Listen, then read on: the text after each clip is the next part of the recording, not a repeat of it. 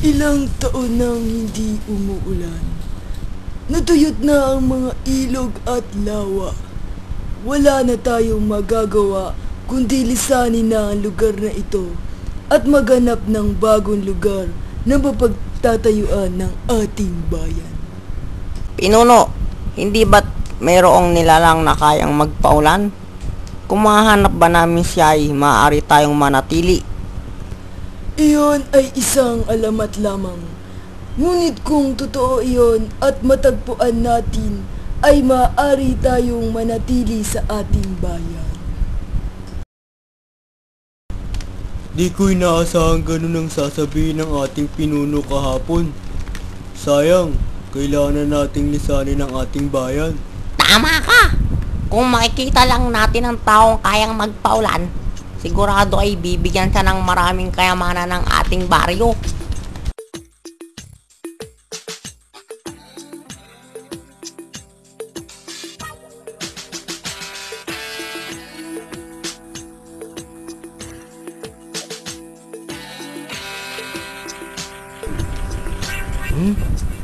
Tama bang narinig ko?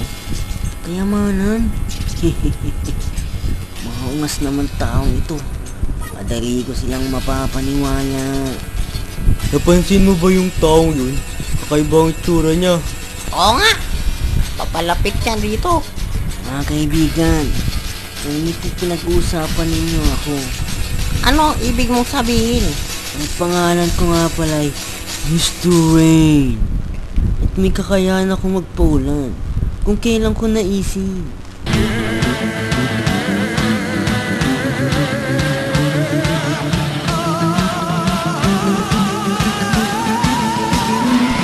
Mr. Ray, kaya magpaulan?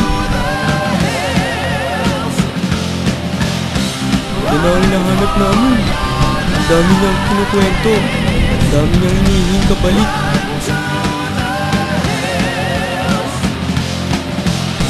Nakita na namin ang solusyon.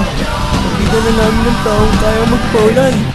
Nakita na namin si Mr. Rain. Kailangan sabihin agad kay pinuno. Kailangan makusap niya agad si Mr. Rain. Iyon pa ang iyong kahilingan?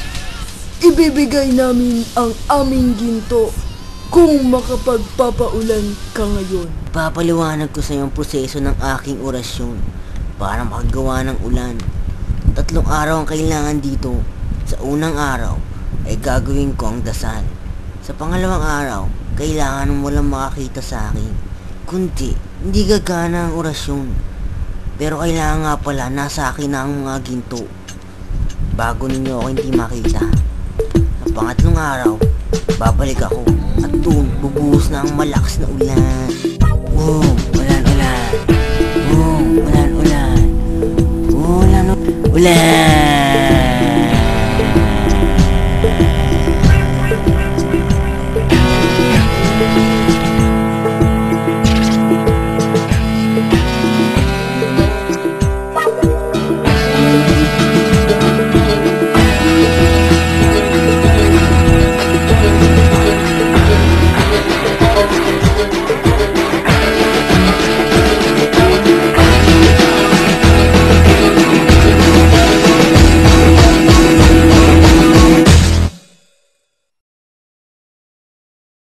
Huwag kayong magpapalilang sa taong yon.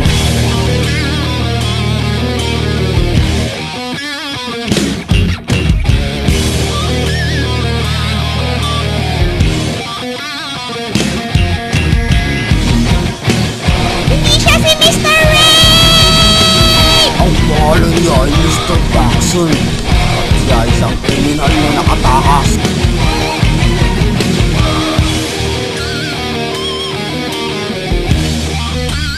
Kumanta ka sa akin. Huliin kita at di ka na makakatakas pang muli. Hoy! Pangalan kay Mr. Rain.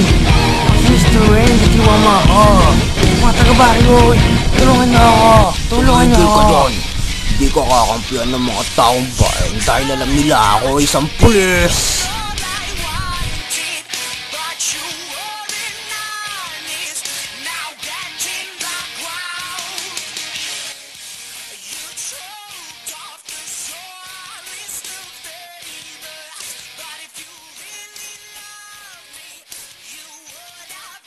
Balik na naman ako sa kulungang ito. Wala talagang may dudulot ang pagsisinungaling.